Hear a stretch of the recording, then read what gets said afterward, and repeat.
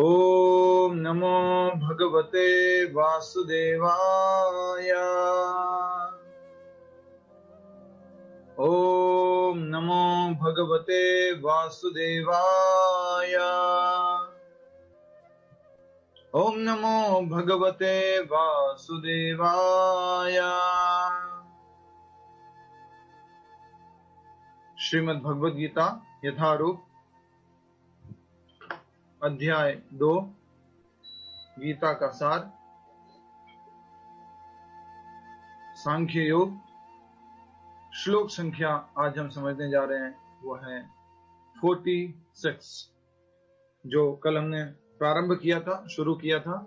आज उससे हम आगे समझने जा रहे हैं और उसके बाद हम वो श्लोक समझेंगे जो इस पूरे भारतवर्ष में, खास करके पूरे भारतवर्ष में जिसको सही से नहीं समझा गया है, वो है श्लोक संख्या 47 और वो है कर्मण्यवाधिका रस्ते मां फलेषु कदाचन।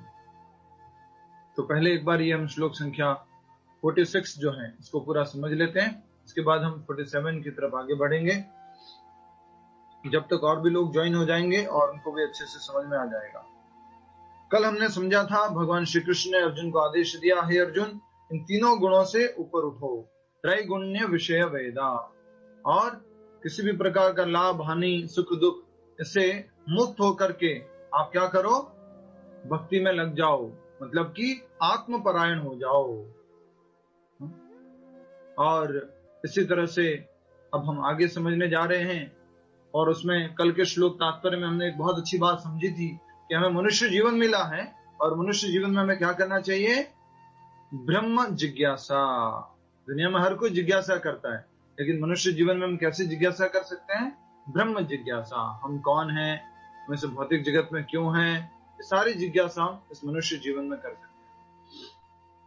आगे हम समझ रहे हैं आज का जो श्लोक है, सभी से निवेदन है दोहराएंगे, श्लोक संख्या 46 और उसके बाद में 47 जो कि सबसे महत्वपूर्ण श्लोक है।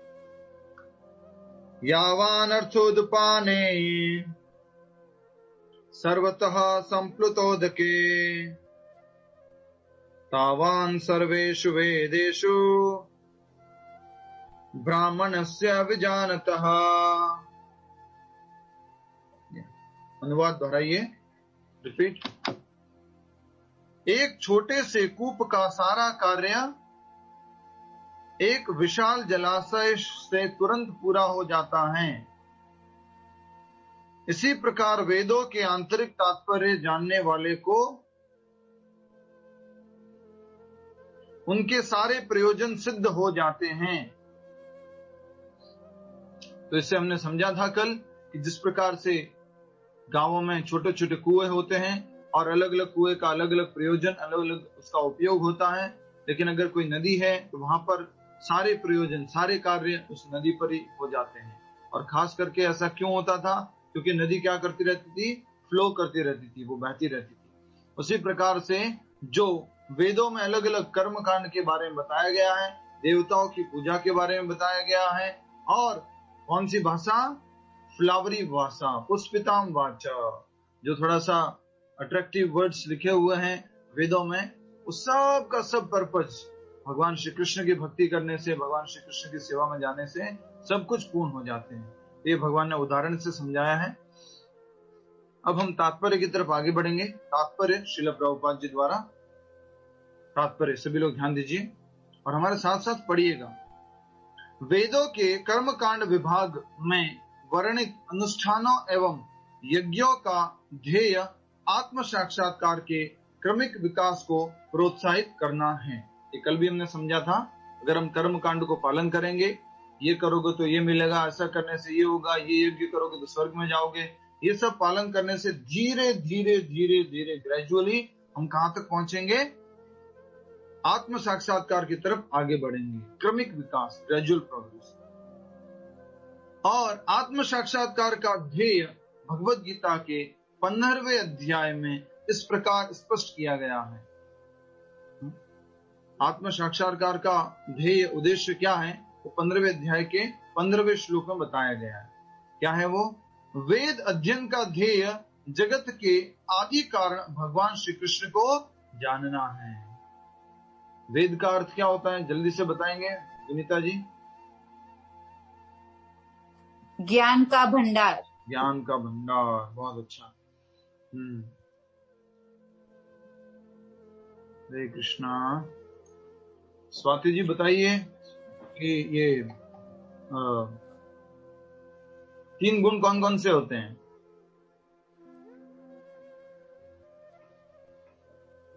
तीन गुण कौन कौन से होते हैं? सत्वगुण, रजोगुण, तमोगुण। क्या सपोर्ट कर रहे हैं? हरे कृष्ण। तो 3 गुण होते हैं, सत्वगुण, रजोगुण और तमोगुण। ठीक है, तो जो वेदों में है सत्वगुण, रजोगुण, तमोगुण के बारे में भी बताया गया है, और आगे जो है उससे मुक्त कैसे हुआ जाए ये भी वेदों में बताया गया है। ठीक है, तो यहाँ कहा जा रहा है कि 15वें अध्याय में साफ साफ बताया जा रहा है, वेदेश्च सर्वैर अहमेव वेद्यो वेदांकृत वेदविद एव चाहम। वेदों का अध्ययन करने के बाद भगवान कह रहे वेदों को बताने वाला भी मैं हूँ, और वेदों के अध्ययन के बाद जिसको जानना है वो भी मैं ही हूँ, वो भगवान श्री कृष्ण है। तो यहाँ लिखा हुआ साफ साफ देखिए, वेद अध्ययन का ध्येय जगत के आदि कारण भगवान श्री कृष्ण को जानना है। अतः आत्म साक्षात्कार का अर्थ है श्री कृष्ण को तथा उनके साथ अपने शाश्वत संबंध को समझना। अब आपसे कोई पूछे सेल्फ रियलाइजेशन, आत्म साक्षात्कार का अर्थ क्या है? हमें जीवन में आत्म साक्षात्कार करना है तो उसका अर्थ क्या है? हमारे और भगवान श्री कृष्ण के बीच में जो शाश्वत संबंध है उसको जानना। ठीक है, जिसको हम अभी क्या हो गए हैं, इशारा करके बताइए, जिसको हम क्या हो चुके हैं अभी, इशारा करके बताना पड़ेगा। सभी लोग इशारा कीजिए, जिसको हम भूल चुके हैं। और ये भगवत गीता के माध्यम से भगवान का ये जो पत्र है, प्रभुपाद जी जो आके हमें समझा रहे हैं कि आपका संबंध भगवान श्री कृष्ण के साथ ये है। इसलिए आपको एक दिन बोला भी था मैंने, आप अपने व्हाट्सएप या इंस्टाग्राम स्टेटस पर डालिए, क्या डालना है? I am in relationship with Krishna,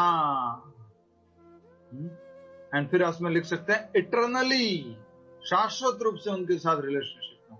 हमारा कभी ब्रेकअप नहीं हो सकता है, बस कुछ टाइम के लिए भूल सकते हैं, ब्रेकअप नहीं हो सकता। थोड़ा सा भूल गए कुछ ये समझ करके शायद ये मेरा रिलेटिव होगा, शायद ये वाला रिलेटिव होगा, बट कभी भी ब्रेकअप नहीं हो सकता है कृष्ण के साथ, वो शाश्वत संबंध है।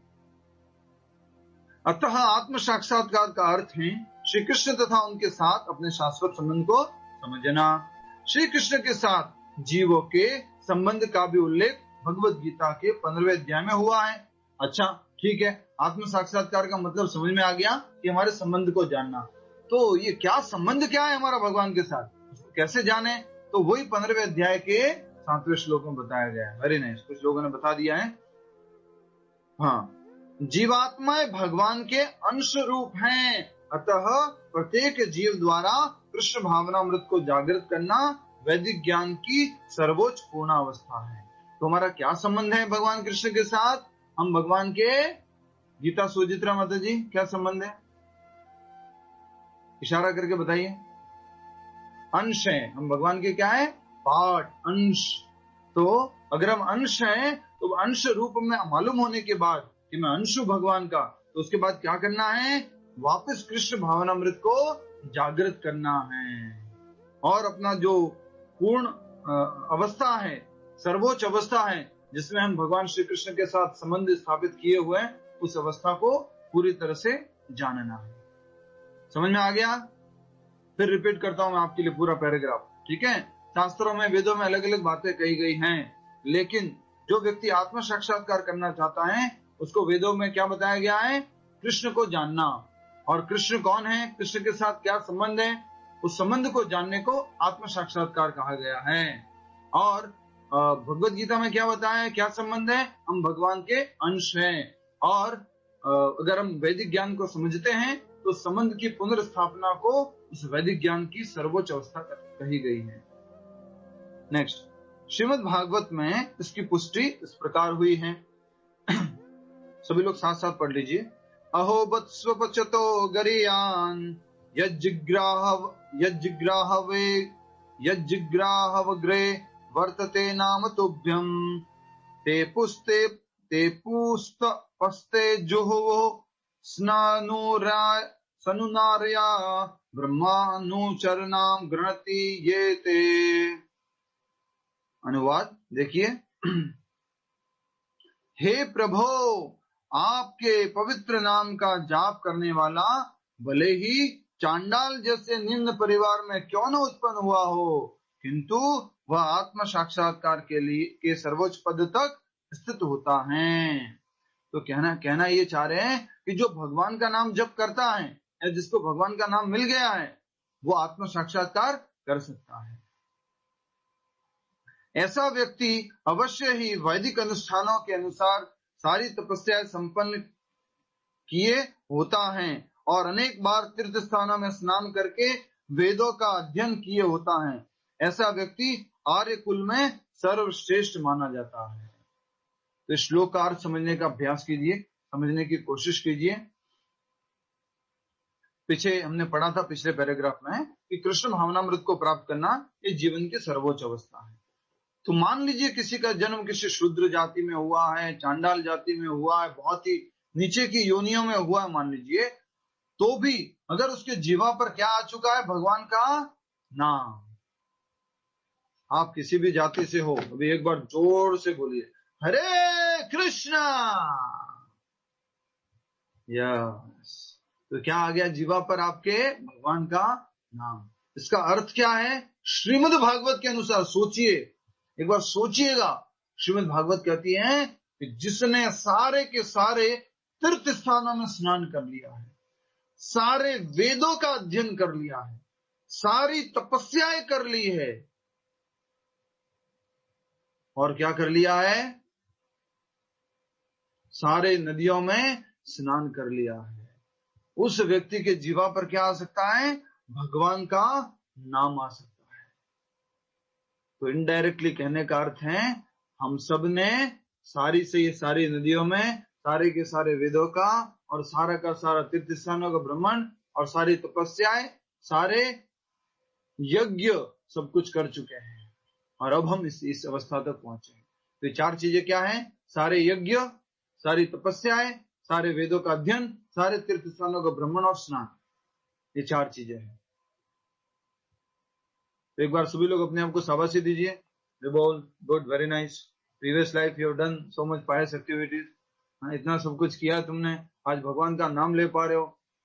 तो एक बार इसी तरह का प्रवचन सुनने के बाद एक फॉरेनर डिवोटी प्रभुपाद जी से पूछता है, Swami ji, does it mean last time में मैंने सारा कर लिया था, प्रीवियस लाइफ में सब कुछ करके आया हूं मैं, तब जाके भगवान का नाम ले पा रहा हूं? तो प्रभुपाद जी कहते हैं, no, I have given you the qualification to chant the holy name. मैंने तुम्हें क्वालिफाइड बनाया है भगवान के नाम जप करने का। तो बहुत सारे लोग तो पुण्य करके और इस स्थान तक पहुंचते हैं, और बहुत सारे लोग भले उनके पुण्य नहीं होते, लेकिन शुद्ध भक्त क्या कर देते हैं? उनके ऊपर कृपा कर देते हैं और वो भगवान का नाम जप करने लग जाते हैं। तो जैसे एक भक्त होता है, उसका स्वभाव, उसका भाव क्या होता है मालूम है? मेरा तो कुछ क्वालिफिकेशन नहीं होगा, मैं तो एक नंबर का, मुझे मालूम है कैसा इंसान है, तो मेरा तो क्वालिफिकेशन नहीं होगा, ये तो भगवान की कृपा है, बस ये तो प्रभुपाद जी की कृपा है। ऐसा भक्त का भाव होना चाहिए। नेक्स्ट, अतः मनुष्य को इतना बुद्धिमान तो होना ही चाहिए कि केवल अनुष्ठानों के प्रति आसक्त न रहकर वेदों के उद्देश्य को समझे और अधिकाधिक इंद्रिय तृप्ति के लिए ही स्वर्ग लोक जाने की कामना न करे। तो वेदों में बहुत सारी बातें कही गई है, अनुष्ठान कहे गए, ये करोगे तो ये मिलेगा। थोड़ा सा बता दीजिए क्या डिस्क्रिप्शन था वेदों का, स्वर्ग लोक का डिस्क्रिप्शन थोड़ा सा कौन बताएगा? विभा जैन माता जी बताइए।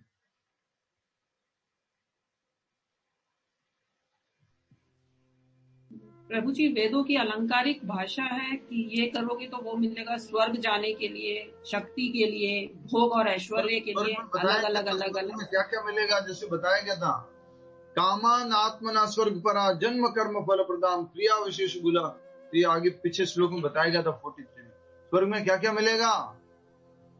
सोम रस, जिससे शारीरिक शक्ति बहुत बढ़ जाएगी और इंद्रिय भोग बहुत अधिक कर सकते हैं। नंदन कानन वन होंगे, बहुत सारा नाच गाने का इंतजाम होगा, और वहां पर कौन होंगे? गंधर्व होंगे, अप्सराएं होगी, मेनका, रंभा, उर्वशी, और भी कुछ कुछ नाम होंगे।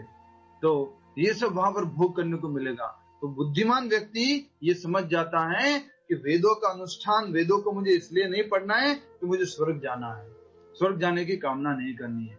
मुझे तो वेदों में वो भाग भी है जहां पर बताया गया कि यहाँ से मुक्त कैसे हुआ जाए, उस भाग को समझना है। इस युग में सामान्य व्यक्ति के लिए न तो वैदिक अनुष्ठानों के समस्त विधि विधानों का पालन करना संभव है और न सारे वेदांत तथा उपनिषद का सर्वांग अध्ययन कर पाना सहज है। ये कौन सा युग चल रहा है? कली युग। कलयुग चल रहा है, यस और नो? किसी को डाउट है? कलयुग चल रहा है। कृष्णा पटेल जी 2-3 दिन नहीं थे तो शायद कलयुग नहीं होगा, कहीं घूम के आए बढ़िया आराम से। स्वर्ग जाके आए क्या, या किसी और युग में घूम करके आ गए? सत्य लोक में, सत्य युग में, त्रेता युग में? Just jokes apart. तो हम इसे समझाना ये चाह रहे थे यहाँ पर कि व्यक्ति को वैदिक अनुष्ठानों का पालन करके स्वर्ग जाने की इच्छा नहीं करना है। ऋषिकेश जाके आए भगवान के धाम, अरे वाह, अरे बोल। हमारा नेटवर्क बहुत तगड़ा है, सब इंफॉर्मेशन आ रही है।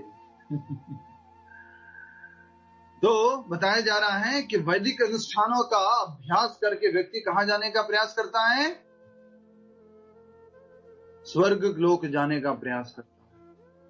लेकिन बुद्धिमान व्यक्ति समझ जाता है कि सारा सब कुछ जो वैदिक अनुष्ठान है, यज्ञ है, दान है, तपस्या है, पुण्य है, ये सब करने के बाद भी अल्टीमेटली मुझे कहां जाना है? भगवान के धाम जाना है।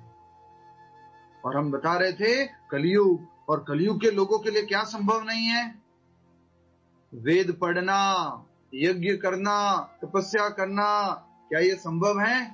प्रभु जी एक भगवत गीता पढ़ ले, बहुत है, बाकी बाद में आप कहीं बताइएगा। ये एक भगवत गीता में तो समझ में आ नहीं रहा है, कहाँ वेद पढ़ेंगे, कहाँ शास्त्र पढ़ेंगे, राइट?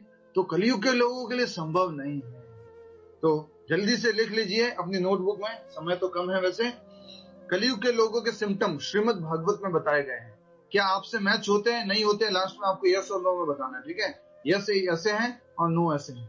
सिम्टम लिखने के बाद में बताइएगा। सबसे पहला सिम्टम है प्रायेण अल्पायुषः, कलयुग में लोगों की उम्र कम होगी, सबसे पहला सिम्टम। दूसरा सिम्टम है मंदाः, कलयुग के लोग क्या होंगे? मंद होंगे। मंद मतलब आलसी होंगे, ठीक है? आलसी से समझ जाइएगा, लास्ट में बताना है कैलकुलेट करके, अभी से मत बताइए। कुछ लोग अभी से चालू हो गए, यस मैं आलसी हूं, ठीक है? मंदाः सुमंद मतियो, मति मतलब क्या होता है? इशारा करके बताइए। मति बुद्धि, तो बुद्धि भी क्या हो गई है? कमजोर हो गई है। कलयुग के लोगों का सिम्टम बताया जा रहा है श्रीमद् भागवत में, पहले स्कंद के पहले अध्याय के 10वें श्लोक में, श्रीमद् भागवत में, भगवत गीता में नहीं, श्रीमद् भागवत में। तो बुद्धि भी कमजोर हो जाएगी, और उसके माध्यम से क्या नहीं मालूम पड़ेगा उनको, क्या सही है, क्या गलत है, क्या खाना चाहिए, क्या नहीं खाना चाहिए, क्या पहनना चाहिए, क्या नहीं पहनना चाहिए, कैसे बोलना चाहिए, कैसे नहीं बोलना चाहिए, कुछ बुद्धि का उपयोग नहीं है। जो भी है आने दो, हरि बोल, कोई बात नहीं, आने दीजिए। तो ये क्या हो जाएगा? मंद बुद्धि। और उसके बाद में क्या आता है? मंद भाग्य, भाग्य भी बहुत कमजोर हो चुका है, लेस फॉर्चुनेट। सब कुछ जीवन में दुर्घटनाएं होती रहती है, भाग्य की बात तो कुछ मालूम नहीं पड़ती, सौभाग्य तो नहीं दिखता है, दुर्भाग्य दुर्भाग्य दिखता है। और last and very very very important, उसको तो कोई नकार नहीं सकता, भले आप नकार दो कि मैं जो है बुद्धिमान हूं, मैं आलसी नहीं हूं, बट इसको कोई नहीं नकार सकता। और वो क्या है? हय उपद्रिताः, means always disturbed in mind, हमेशा मन में डिस्टर्ब रहेंगे। भले एक पिन ड्रॉप साइलेंस वाले रूम में बैठे होंगे, एसी रूम में बैठे होंगे, लेकिन मन के अंदर क्या चल रहा होगा? घमासान चल रहा होगा। महाभारत। हरे कृष्ण। तो अब बताइए, ये 400-500 पॉइंट कंसिडर करके उसको रेटिंग दे के बताइए कि अब कलयुग के लोग जो है, ये बताया गया है भागवत में, कलयुग के लोगों के सिम्टम है कि नहीं है कि नहीं है? हम सब लोग कलयुग में आ रहे हैं कि नहीं आ रहे हैं? अरे माता जी, रागिनी गोयल माता जी, आप कलयुग में नहीं है? ऐसा है। कुछ लोग ऐसे बोल रहे, 2 हाथ, अगर 4 होते तो 4 भी बोल लेते कि पक्का कलयुग में 1 नंबर के आलसी है, 1 नंबर की बुद्धि कमजोर हो चुकी है, कुछ मालूम नहीं है, और पूरा का पूरा जो है मन तो हमेशा डिस्टर्ब रहता है। तो ये श्रीमद् भागवत पुराण के पहले स्कंद के पहले अध्याय के 10वें श्लोक में बताया है कलयुग के लोगों का सिम्टम, कलयुग के लोग कैसे होंगे। मैं परफेक्ट फिट होता हूँ सिम्टम में, आप होते हो कि नहीं, आप चेक कर लीजिएगा। नेक्स्ट, तो ये बताया गया है कि इस युग में सामान्य जीव के लिए न तो वैदिक अनुष्ठानों के समस्त विधि विधानों का पालन करना संभव है और न सारे वेदांत तथा उपनिषदों का सर्वांग अध्ययन कर पाना सहज है। सब कुछ न तो अनुष्ठान कर सकते हैं और न ही वेदों का अध्ययन कर सकते हैं। वेदों के उद्देश्य को संपन्न करने के लिए प्रचुर समय, शक्ति, ज्ञान तथा साधन की आवश्यकता होती है। अगर वेदों की बातों को पालन करना है, सारे वेदों को समझना है, तो क्या क्या चाहिए? एक तो समय चाहिए, और कलयुग के लोगों के पास ऑलरेडी क्या है? टाइम क्या है? कम है, मंदा। सबसे पहले टाइम ही कम है, सबसे अल्प। और किसी को पूछा जाए ना कि भगवत गीता क्लास में आइए, गीता पढ़िए, चैंटिंग कीजिए, no time sir. Prabhupada ji के टाइम में न्यूयॉर्क टाइम्स में कार्टून चलता था। मैंने कल अपने स्टेटस पे डाला था, अगर आपने पढ़ा होगा तो। न्यूयॉर्क टाइम में एक कार्टून चलता था, उसमें एक लेडी अपने हस्बैंड को बोलती है चैंट चैंट चैंट, हस्बैंड बोलता है कांट कांट कांट। तो लेडी रिक्वेस्ट कर रही है कि भगवान का नाम जप करो जप करो जप करो। हस्बैंड बोल रहा है नहीं नहीं नहीं, वो कांट कांट कांट बोल देगा, लेकिन हरे कृष्णा हरे कृष्णा हरे कृष्णा नहीं बोलेगा। और अगर आप बुलाएंगे, जैसा कि हमारी क्लास में भी देख लीजिए, ज्यादातर कौन है? माता जी लोग है, लेडीज लोग है। अगर बोला जाए कि हस्बैंड्स को बुला के लेके आइए, टाइम नहीं है, राइट? तो कलयुग में अगर हमें वैदिक अनुष्ठान करने हैं तो क्या क्या चाहिए? समय चाहिए, शक्ति चाहिए, शक्ति अर्थात धन, ज्ञान चाहिए और साधन की आवश्यकता होती है। इस युग में ऐसा कर पाना संभव नहीं है। कृष्णा पटेल जी बताइए, कैसा कर पाना संभव नहीं है? कोई बात नहीं, जैसा अभी भी हमने समझा वही बताना। कैसा कर पाना संभव नहीं है? यज्ञ करना, वेद पढ़ना, यज्ञ करना, वेदों का अध्ययन करना, बड़ी बड़ी तपस्याएं करना, ये कलयुग में हमारे लिए संभव नहीं है। बहुत अच्छा उत्तर दिया, वेरी नाइस। तो इस युग में ऐसा कर पाना संभव नहीं है, किंतु वैदिक संस्कृति का परम लक्ष्य भगवान नाम कीर्तन द्वारा प्राप्त हो जाता है, जिसकी संस्तुति पवित्र आत्माओं के उद्धारक भगवान चैतन्य महाप्रभु द्वारा हुई है। तो कलयुग में क्या करें? हम तो यज्ञ नहीं कर सकते, हम तो बड़े बड़े अनुष्ठान नहीं कर सकते, हम तो बड़े बड़े शास्त्रों को नहीं पढ़ सकते, तो क्या करें? चैतन्य महाप्रभु ने हम सब के लिए सरल कर दिया है, स्वयं भगवान श्री कृष्ण। और उनको लिए क्या शब्द उपयोग किया है? पतित आत्माओं के उद्धारक, saviour of the fallen souls. कौन है वो? चैतन्य महाप्रभु। तो चैतन्य महाप्रभु हम सब के लिए कृपा लेके आए हैं। लास्ट टाइम भी हमने बोला था, याद है आपको? Please smile, you are in Kaliyuga, it's a good age for you now. Chant Hare Krishna, very easy. AC में बैठ के, घर में बैठ के, कहां पर भी हो, किस भी अवस्थाओं में हो, गीता समझ सकते हो, भागवत समझ सकते हो। कलयुग में हो, कृपा है भगवान की, नाम जप करना है बस। तो चैतन्य महाप्रभु कौन है? स्वयं भगवान श्री कृष्ण के अवतार हैं। आज से 550 साल पहले नवदीप मायापुर धाम में उनका जन्म हुआ था। और उनको एक निमाय भी बोलते हैं, हम बोलते हैं ना निमाय। तो निमाय इसलिए बोलते हैं क्योंकि उनका जन्म नीम के पेड़ के नीचे हुआ था, चैतन्य महाप्रभु का। उनको गौरांग भी बोलते हैं। क्यों बोलते हैं? कि उनके शरीर का अंग कैसा था, रंग कैसा था? गौरा था, सफेद था। जब श्री चैतन्य ने महान वैदिक पंडित प्रकाशानंद सरस्वती से पूछा कि आप वेदांत दर्शन का अध्ययन न करके, जब चैतन्य महाप्रभु से महान वैदिक पंडित प्रकाशानंद सरस्वती ने पूछा कि आप वेदांत दर्शन का अध्ययन न करके एक भावुक की भांति पवित्र नाम का कीर्तन क्यों करते हैं? तो उन्होंने उत्तर दिया, मेरे गुरु ने मुझे बड़ा मूर्ख समझकर भगवान श्री कृष्ण के नाम का कीर्तन करने की आज्ञा दी। अतः उन्होंने ऐसा ही किया और वे पागल की भांति भावोन्मत्त हो गए। इस कलयुग में अधिकांश जनता मूर्ख है और वेदांत दर्शन समझ पाने के लिए पर्याप्त शिक्षित नहीं है। समझ में आ रहा है? यहाँ पर दो बातें गई है, ध्यान से सुनिए। कलयुग के लोगों को क्या बोला गया है? मूर्ख बोला गया है। तो चैतन्य महाप्रभु, ध्यान से सुनिए, हरि बोल, हरे कृष्णा। ये इंसिडेंट है, चैतन्य महाप्रभु जब गए थे वाराणसी, काशी, वहां पर एक बहुत बड़े मायावादी सन्यासी थे, उनका नाम था प्रकाशानंद सरस्वती। तो प्रकाशानंद सरस्वती ने देखा ये सन्यासी कैसा सन्यासी है, सन्यासी को तो वेद शास्त्र आदि पढ़ना चाहिए, तो इस वेद शास्त्र नहीं पढ़ रहा है और क्या कर रहा है, हरे कृष्णा कृष्ण कृष्ण हरे हरे, हरे राम राम राम हरे हरे। ये तो पागलों के जैसे भावुकता में भगवान के नाम के संकीर्तन में डूबा हुआ है, ये ऐसा कैसा सन्यासी है?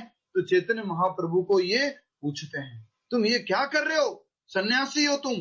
हाँ, रास्ते में जगह जगह जहां जा रहे हो वहां पर नृत्य कर रहे हो, भगवान का नाम जोर जोर से उच्चारण कर रहे हो, कैसे सन्यासी हो? तो चैतन्य महाप्रभु क्या बोलते हैं, मेरे गुरु ने क्या किया, मुझे मूर्ख समझा, गुरु मोरे मूर्ख देखी, गुरु ने मुझे मूर्ख समझा और मुझे क्या दिया, ये हरे कृष्ण महामंत्र का जप दिया। तो यहाँ कहने का अर्थ ये है कि कलयुग में हम सब लोग क्या है, मूर्ख हैं।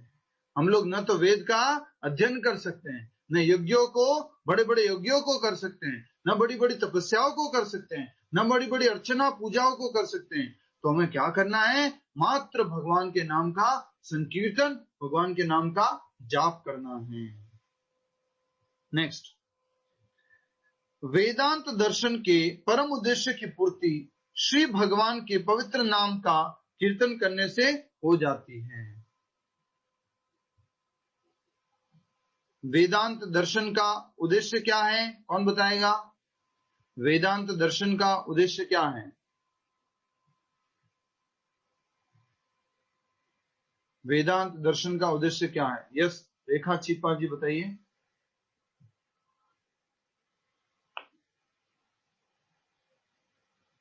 माइक अनम्यूट कीजिए, बोलिए।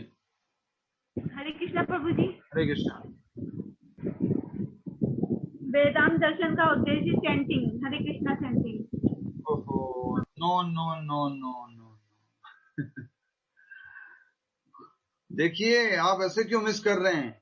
जो भी हम श्लोक पढ़ रहे हैं उस श्लोक का पहले पैराग्राफ जो है, वेदांत का उद्देश्य सेंस ग्रेटिफिकेशन, अनिकेत ऐसे मत लिखो प्लीज, वेदों का उद्देश्य ये नहीं है। तात्पर्य देखिए, हरि बोल, अपना अपना तात्पर्य देखिए। तात्पर्य का पहला पैराग्राफ देखिए, उसमें लिखा 15वें अध्याय के 15वें श्लोक में बताया गया है वेदों का उद्देश्य। क्या लिखा हुआ है? रेखा माता जी बताइए, रेखा जी। जो तात्पर्य है उसके पहले पैराग्राफ में लिखा हुआ है, बोलिए। हे प्रभु, आपके पवित्र नाम का आप करने वाला भले के चांडाल जैसे नहीं, पहला पैराग्राफ, फर्स्ट पैराग्राफ में वेदों का उद्देश्य अपना, ओके, वेदों का कर्मकांड विभाग, वो वाला ना, आगे वाली लाइन 15वें अध्याय का श्लोक में क्या बताया? और आत्मा साक्षात्कार करके देव भगवत के वो। हाँ, ये इससे आगे पढ़िए, इससे आगे 15वें अध्याय में 15वें अध्याय में 15 इस प्रकार स्पष्ट किया गया है कि वेद अध्ययन का ध्येय जगत के आदि कारण भगवान कृष्ण से जानना है, कृष्ण को जानना है। समझ में आ गया? वेदों का उद्देश्य क्या है? वेदेश्च सर्वैर अहमेव वेद्यो वेदांत कृत वेद एव चाहम। वेदों का उद्देश्य है कृष्ण को जानना। और यहाँ पर लिखा हुआ है, अभी जो हम पैराग्राफ पढ़ रहे हैं, अभी वहां पर आइए, अभी जो पैराग्राफ पढ़ रहे हैं वहां पे देखिए, वेदांत दर्शन के परम उद्देश्य वो क्या है? भगवान श्री कृष्ण को जानना की पूर्ति श्री भगवान के पवित्र नाम का कीर्तन करने से हो जाती है। वैदिक ज्ञान, वेदांत वैदिक ज्ञान की पराकाष्ठा है। और वेदांत दर्शन के प्रणेता तथा ज्ञाता भगवान श्री कृष्ण हैं। तो वेदांत दर्शन को देने वाले कौन है, बनाने वाले कौन है? वो है भगवान श्री कृष्ण। और हम उसके माध्यम से किसको जानना है? भगवान श्री कृष्ण को जानना है। सबसे बड़ा वेदांती वह महात्मा है जो श्री भगवान के पवित्र नाम का जप करने में आनंद लेता है। संपूर्ण वैदिक रहस्यवाद का यही चरम उद्देश्य है। तो यहाँ पर महत्वपूर्ण बात बताई गई है कि परम वेदांतिस्ट, टॉप मोस्ट हाईएस्ट वेदांतिस्ट कौन है, वो बताएंगे। हाईएस्ट वेदांतिस्ट कौन है? कौन बताएगा? वो इज द टॉप मोस्ट वेदांतिस्ट। वृंदा माता जी बताइए, टॉप मोस्ट वेदांतिस्ट कौन है? हरे कृष्ण प्रभु जी, टॉप मोस्ट वेदांती वो है जो भगवान के पवित्र नाम का जप करने में उसे बहुत आनंद आता है। यार, तो अगर आपसे पूछा जाए कि क्या वेदांतिस्ट है, हम छोटे मोटे नहीं है, हम टॉप क्लास वेदांतिस्ट, हाईएस्ट वेदांतिस्ट। क्यों? क्योंकि हम वेदों का उद्देश्य कौन है? भगवान श्री कृष्ण को जानना। और उनको जानने के लिए क्या करते हैं? भगवान का ही नाम जाप करते हैं। ठीक है।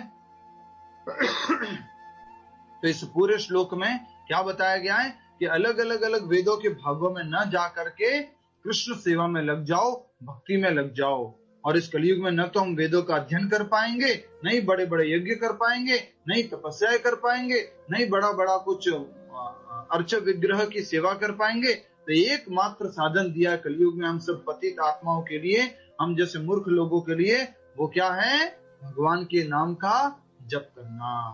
अगर जप करेंगे तो क्या होगा? हम भगवान को, कृष्ण को जान लेंगे मात्र जप करने से। ठीक है। अब हम समझ रहे हैं very very very very very important shloka of the Bhagavad Gita, 2nd chapter and 47 नंबर का श्लोक है, जो कि मोस्ट मिसअंडरस्टूड श्लोका भी कहा जाता है, जिसको गलत समझा गया है या लोग इसको सही से नहीं समझ पाते। उस श्लोक को हम समझने जा रहे हैं। आप सभी को आता भी है श्लोक, और ज्यादातर लोगों को पहली लाइन तो जरूर आती है, और उस पहली लाइन को कोट करके क्या क्या अपना बात को बोल देते हैं। पूरा श्लोक याद नहीं होगा। आप में से सभी लोग ईमानदारी से बोलिए, किस किस को ये पूरा श्लोक याद है? सबसे पहले ये बताइए, पूरा श्लोक किस किस को याद है? ईमानदारी से। कर्मण्येवाधिकारस्य वाला पूरा श्लोक किस किस को याद है? लक्ष्मी जी को याद है। और किसको याद है? सुधीर पटेल जी पूरा याद है? अब बात है, हरी बोल। 2 लोग तो हो गए। और अच्छा, इतना बता दीजिए, अब किस किस को पहली लाइन याद है? सब लोग हाथ खड़ा करेंगे। पहली लाइन कर्मण्येवाधिकारस्य, कर्मण्येवाधिकारस्य, कर्मण्येवाधिकारस्य, बहुत सुना है। और जो महाभारत सीरियल आता था बचपन में, उसमें भी ये वाली लाइन आती थी, राइट? तो अब हम इस श्लोक को समझने जा रहे हैं, और आप सभी का ध्यान आकर्षण करना चाहूंगा, ध्यान केंद्रित करना चाहूंगा इस महत्वपूर्ण श्लोक की तरफ। भोग ऐश्वर्य की बातों को ध्यान में मत दीजिएगा, नहीं तो ध्यान क्या हो जाएगा? भटक जाएगा। ठीक है। श्लोक संख्या 47 दोहराएंगे। कर्मण्येवाधिकारस्ते मा फलेषु कदाचन मा कर्मफल हेतुर्भुर् मा ते संगोस्त्व कर्मणि।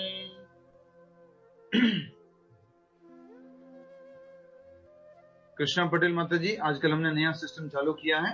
एक बार हम पढ़ते हैं और एक बार आप में से कोई पढ़ता है, तो उसको समझ में आ जाता है बोलना कैसे है। पढ़िए आप, कोशिश है। कोशिश कीजिए। कर्मण्येवाधिकारस्ते मा फलेषु कदाचन मा कर्मफल हेतु भूर्मासे संडोदतस्व कर्मणि। कहाँ हार्ड है? इतना अच्छा तो पढ़ लिया आपने, बस थोड़ा से तो हरि बोल। जो श्लोक पढ़ेगा उसके बाद क्या बोलना है? हरि बोल। उनको एनकरेज करना है। अरे नाइस। तो देखिए, यहाँ पर टोटली 4 बातें बताई गई हैं, और आप सभी को ध्यान देना है। मोस्ट मिसअंडरस्टूड श्लोका है। लोग समझते हैं बस कर्म करो कर्म करो कर्म करो, भगवान कर्म करने के बारे में बोल रहे हैं। क्या कर्म करना है, कैसे करना है, कुछ मालूम नहीं। फल की इच्छा मत करो, भगवान ऐसा कह रहे हैं। अरे फल की इच्छा नहीं करेंगे तो हम काम कैसे करेंगे? हमें यही मालूम नहीं होगा कि हमें 12th पास करनी है, IIT करनी है, कुछ करना है, यही मालूम नहीं होगा फल के बारे में, तो काम कैसे करेंगे? तो इसको आज हम सही समझते हैं, सही गलत को बुरा सही समझने की कोशिश करते हैं। जो आज तक हमने गलत समझा है या सही भी समझा है तो और अच्छे से समझने का कोशिश करते हैं। सभी लोग दोहराएंगे अनुवाद को। तुम्हें अपना कर्म कर्तव्य करने का अधिकार है। सबसे पहली लाइन अच्छे से समझ लीजिए, तुम्हें अपना कर्म कर्तव्य करने का अधिकार है। You have right to perform your duty. ठीक है, नेक्स्ट। किंतु कर्म के फलों के तुम अधिकारी नहीं हो। रिपीट कीजिए, आप कर्म के फलों के अधिकारी नहीं हैं। ये दूसरी बात होगी। पहली बात, कर्म करने का अधिकार है और कर्म के फल के तुम अधिकारी नहीं हो। क्या बात करते हो बॉस, आपकी कंपनी में काम कर रहा हूं मैं, आप कह रहे हो कि काम करो, काम करना तुम्हारा अधिकार है, वो फल के ऊपर अधिकार नहीं है। ये कैसी बात करते हो बॉस, मैं कैसे काम करूंगा बताओ? पूरा महीना काम करूंगा, उसके बाद फल आप खा जाओगे क्या? फल मुझे नहीं दोगे? ये कोई बात होती है क्या? तो इस बात को भगवान अच्छे से समझाने हैं। तीसरी बात, तुम न तो कभी अपने को, रिपीट कीजिए, अपने कर्म के फलों का कारण मानो। ये हो गई तीसरी बात। कभी भी अपने कर्म के फलों का कारण हमें स्वयं को नहीं मानना है।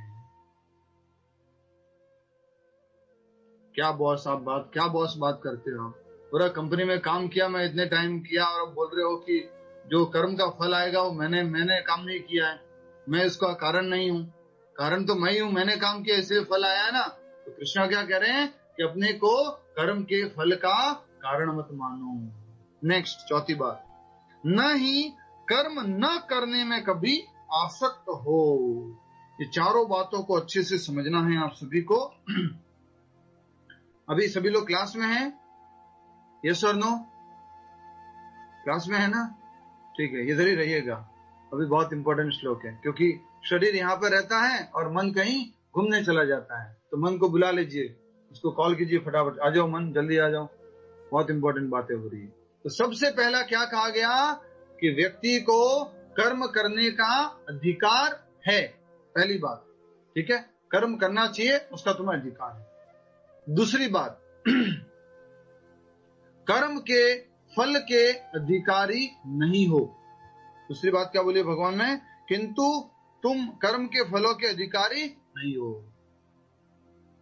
तीसरी बात, कर्म के जो फल आते हैं उसका कारण अपने आप को मत मानो।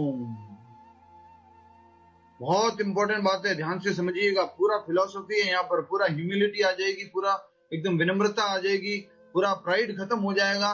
सब बातें यहाँ पर समझने वाले हैं। प्राइड के कारण, घमंड के कारण हम क्या समझते हैं? मैंने किया है, आई एम द डूअर। प्रभु जी आपको मालूम है, ये जो अभी ये लेटेस्ट टेक्नोलॉजी आई है ये मेरी वजह से आई है, ये वाली जो न्यूज आई है ये मेरी वजह से आई है। घर में खाना बनाया हो बढ़िया, उसके बाद में कोई बोल दे क्या बात है, आज तो तुमने बहुत अच्छा बना दिया, बहुत स्वादिष्ट है। हाँ, मैंने मेहनत किया, पूरा दिमाग लगाया, अच्छे से बनाया। तो हम क्या मानते हैं? उस कर्म के फल को हम मानते हैं कि हमने किया है, अपने आप को कारक मानते हैं। तो इसको देखते हैं कि हम कारक नहीं है क्या, हमने नहीं किया क्या, उसको हम समझेंगे। और चौथी बात बताई गई है, वो क्या है? कभी भी कर्म न करने से आसक्त हो। इसको कौन समझाएगा? थोड़ा नेगेटिव पॉजिटिव लाइन दोनों बोलती है, आसक्त पॉजिटिव और नेगेटिव न करने से। तो क्या है ये बताइए, कौन समझाएगा?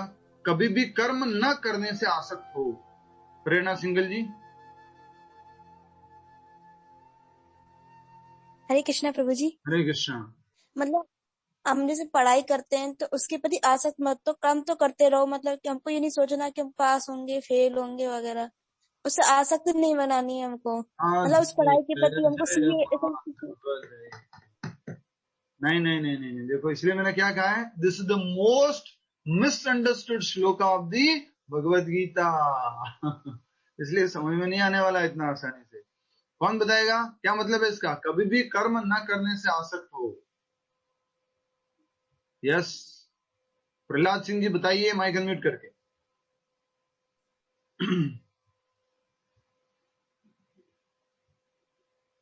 बोलिए, आपकी आवाज नहीं आ रही है। ठीक है, नेक्स्ट बताइए।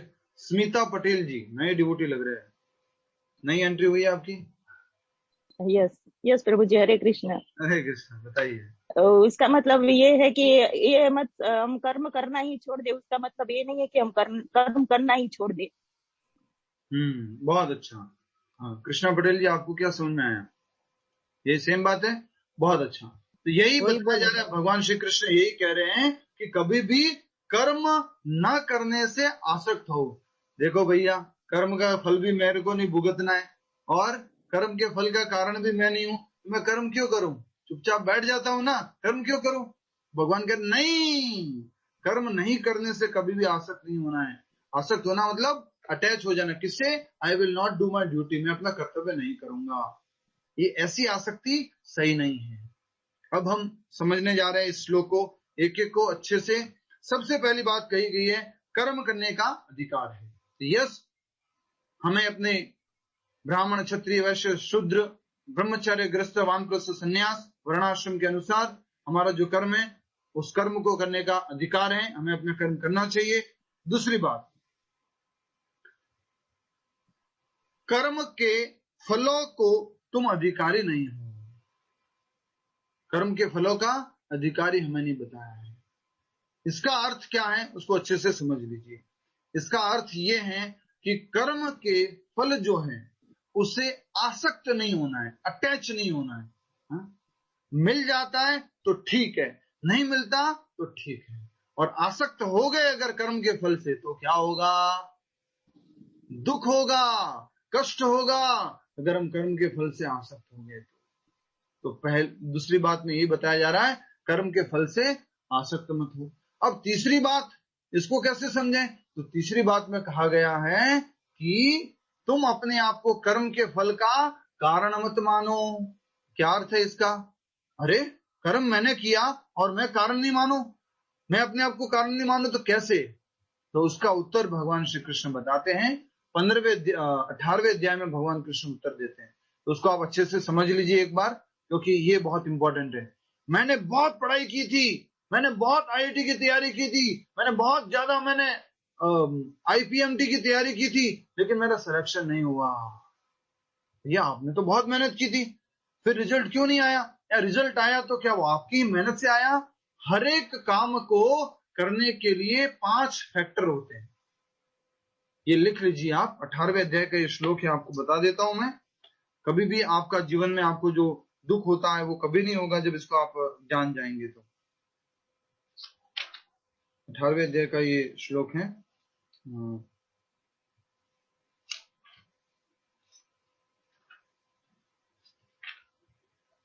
अध्याय 18, श्लोक संख्या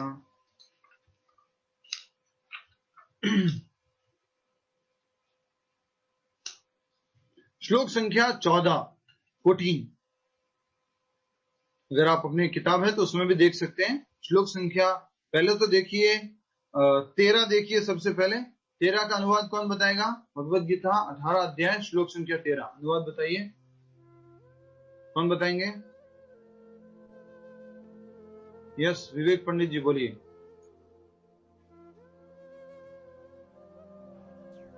हरे कृष्णा प्रभु।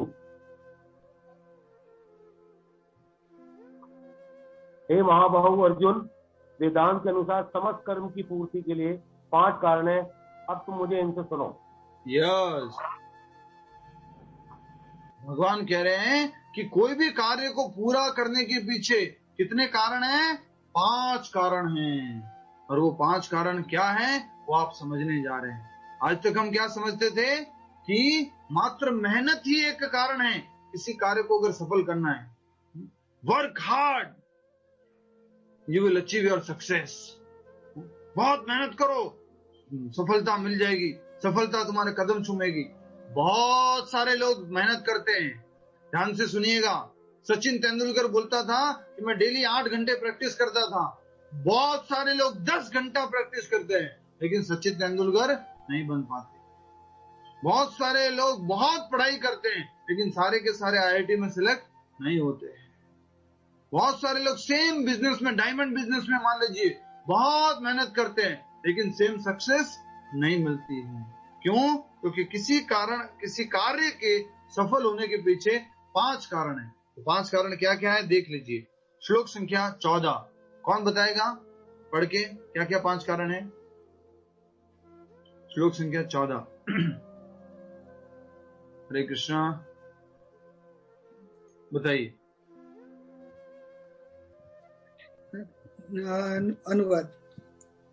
कर्म का स्थान शरीर, कर्ता, विभिन्न इंद्रियों, अनेक प्रकार का चेष्टा तथा परमात्मा, ये 5 कर्म के कारण है।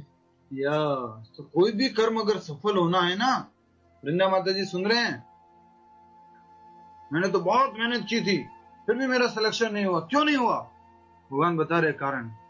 तो 5 कारण है। सबसे पहला कर्म का स्थान, कर्म कहाँ किया जा रहा है, ठीक है। दूसरा कर्ता, कौन कर्म कर रहा है। तीसरा विभिन्न इंद्रिया, कौन कौन सी इंद्रिया लगी हुई है इसके अंदर। चौथा मेहनत, चेष्टा, कितनी मेहनत हुई है इस काम को करने के पीछे। और 5वां और सबसे इंपॉर्टेंट है दैवम। दैवम मीन्स भगवान, भगवान का सैंक्शन है कि नहीं है। तो 5 कारण बताए गए हैं कि कर्म का स्थान, कर्ता, इंद्रिया और चेष्टा, और लास्ट वाला है दैवम। तो हम लोग तो क्या सोच रहे थे, बहुत मेहनत किया है, बहुत पढ़ाई किया है, बहुत बिजनेस में अपना टाइम दिया है, तो भी सफलता क्यों नहीं मिल रही है? तो इसके पीछे ये 5 कारण है। 5 में से एक कारण है क्या? मेहनत, चेष्टा एक कारण है, बाकी अलग 4 दूसरे कारण है। कहां पर कर रहे हो, कौन सी इंद्रिया उपयोग की है, और क्या, कौन सी इंद्रिया उपयोग की है, कहां पे किया है, और किसने किया है, कर्ता कौन है, ये 3 चीजें। और चौथी चीज दैवम। तो चौथा, मान लीजिए चारों की चारों सही है और 5वीं अगर सही नहीं है तो हमारे को कर्म में सफलता नहीं मिलने वाली है। इसलिए ये कहा गया है, आज तक जो हम ये सोचते थे ना, मैं कर्म करता हूं और मेहनत करता हूं और मुझे फल मिलता है, भगवान यहाँ कहना चाह रहे हैं कि नहीं, 5 फैक्टर है इसके पीछे, 5 कारण है इस कर्म की सफलता के पीछे। उसमें से सबसे इंपॉर्टेंट क्या है? दैवम। समझ में आ गया? दैवम, भगवान, भगवान का सैंक्शन नहीं है तो कोई कार्य में सफलता नहीं मिल सकती। अब हम तात्पर्य की तरफ आगे बढ़ते हैं। तात्पर्य की तरफ ध्यान दीजिए और इस श्लोक को हम पूरा करने की कोशिश करेंगे अगले 5 से 6 मिनट में। यहां पर 3 विचारणीय बातें हैं। क्या क्या है? कर्म, स्वधर्म, विकर्म तथा अकर्म। मैं ये पहले बता चुका हूं, कौन बताएगा? कर्म क्या है, विकर्म क्या है और अकर्म क्या है? आपका समय शुरू होता है अब, बताइए कर्म क्या है, अकर्म क्या है और विकर्म क्या है? हरि बोल, रेजर एंड फास्ट, जिसको मालूम है। डरने की बिल्कुल भी आवश्यकता नहीं है। जैसे भगवान ने कहा था ना, सुख दुख लाभ हानि, सही होगा गलत होगा, अच्छा होगा बुरा होगा, ये नहीं सोचना है, इतना बस उत्तर देना है भी सही, जो थोड़ा बहुत हमें मालूम है। कौन बता रहे हैं? पीछे वाले लोगों को देख नहीं पा रहे, जो पीछे बैठे हुए हैं, ABCD में जो लास्ट में आते हैं उन लोगों को देख नहीं पा रहे। स्वाति जी उत्तर नहीं है आपके पास? नहीं है? अरे वो यस, बताइए संयम मराठा जी।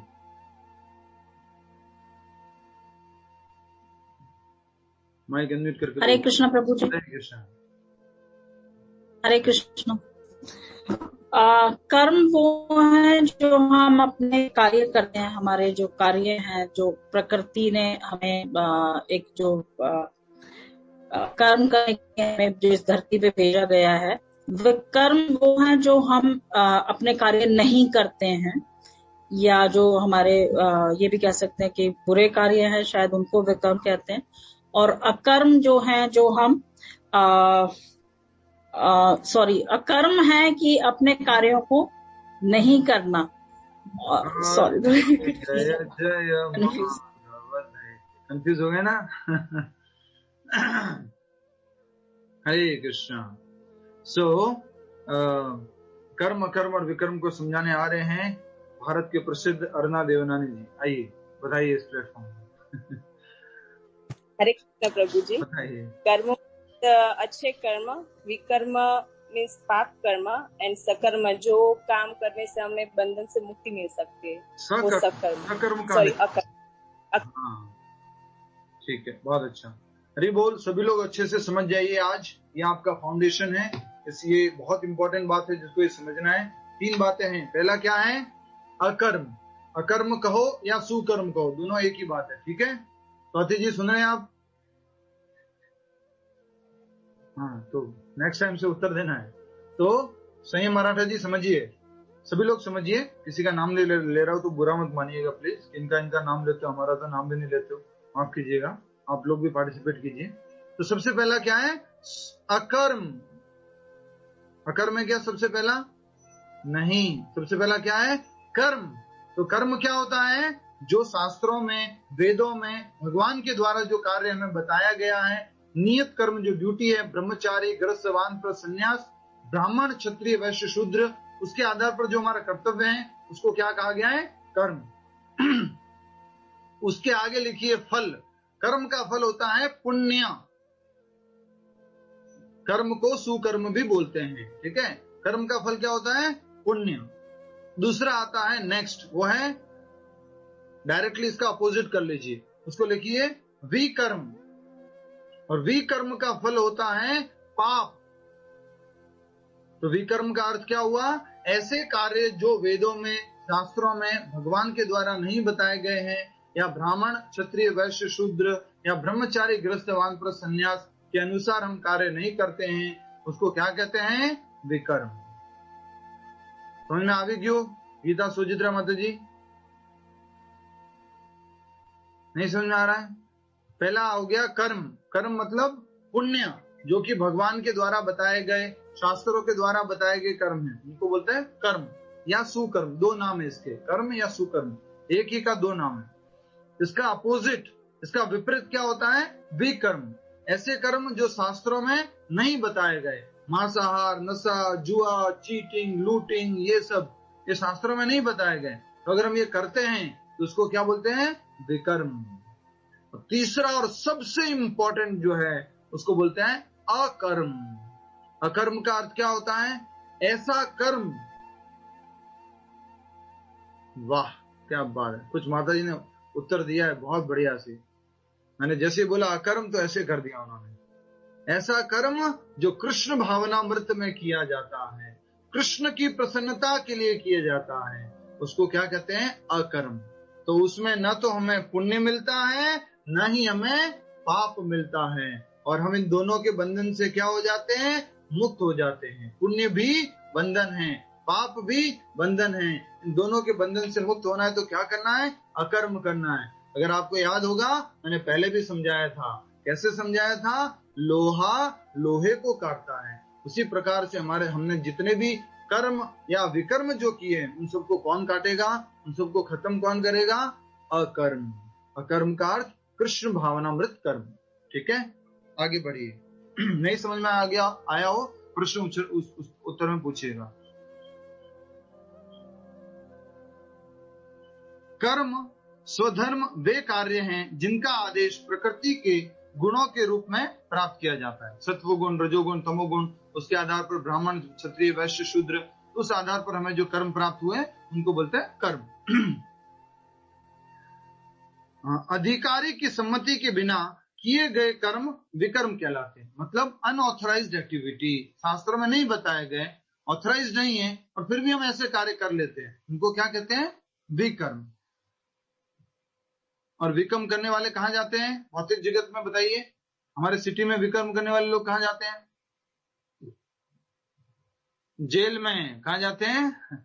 जेल में। बहुत एक्सपर्ट हो गए सब लोग अभी तो दमसराज करने में पूरा। जैसे ही मैंने पूछा कहाँ जाते तो लोगों ने ऐसे इशारा कर दिया, हथकड़ी लगा दी जाती है, जेल में जाते हैं विकर्म करने वाले लोग। तो विकर्म का फल क्या होता है? स्वाति जी बताइए, विकर्म का फल क्या होता है?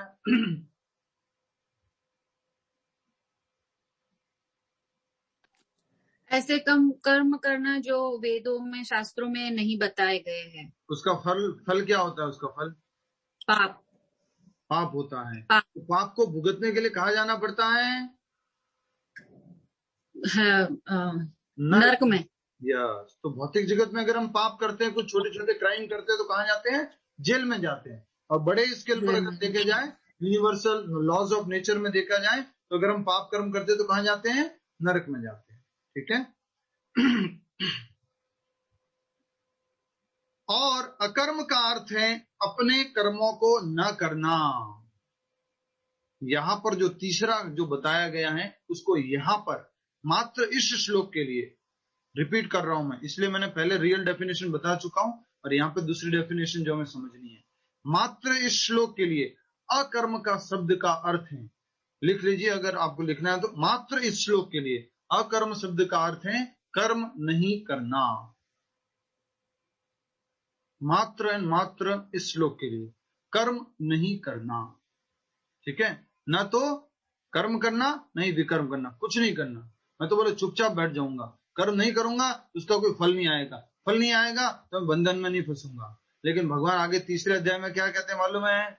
नहीं कच्चित क्षणमपि जातु तिष्ठति अकर्म कृत। भैया अर्जुन, कोई भी बिना कर्म किए एक सेकंड के लिए भी नहीं बैठ सकता है। तो ये तो तुम सोचो भी मत कि कर्म नहीं करूंगा। राइट। तो इसलिए भगवान यहाँ पे जो बता रहे हैं, अकर्म का अर्थ है अपने कर्मों को न करना। नेक्स्ट, श्री भगवान ने अर्जुन को उपदेश दिया कि वह निष्क्रिय न हो, अपितु फल के प्रति आसक्त हुए बिना अपना कर्म करे। फल के अधिकारी नहीं हो, इसका अर्थ क्या है मैं बता चुका हूं। रेखा कृष्णा पटेल माता जी, फल के अधिकारी नहीं हो इसका अर्थ क्या है? जो भी हमने लाइन पढ़ी है उसमें भी उसका अर्थ लिखा है। मतलब हम जो कर्म करते हैं उसके फल की राह नहीं देखनी है, वो भगवान ही डिसाइड करेंगे कि हमको सही है या गलत है। उसकी राह देख के दुखी नहीं होना है। कर्म के फल से आसक्त नहीं होना है, उससे दुखी नहीं होना है फल से। यस। आसक्ति जो है वो तो या तो सुखी करेगी या दुखी करेगी। तो इसलिए हमें कर्म के फल से आसक्त नहीं होना है। नेक्स्ट, कर्म के फल से आसक्त हुए बिना अपना कर्म करो।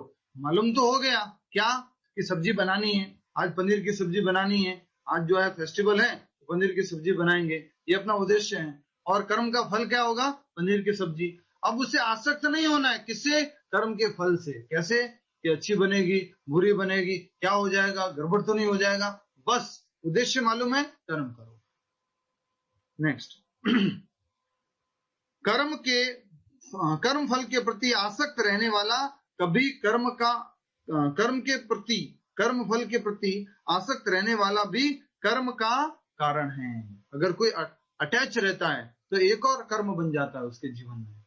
वो एक तो कर्म करता ही है, साथ साथ आसक्त है, तो एक और कर्म उसके ऊपर लग गया, एक और कर्म हो गया। इस तरह वह ऐसे कर्म फलों का भोक्ता होता है और उसको क्या करना पड़ता है? कर्म के फलों को भुगतना पड़ता है। जहां तक निर्धारित कर्मों का संबंध है, वे 3 उपश्रेणियों के हो सकते हैं।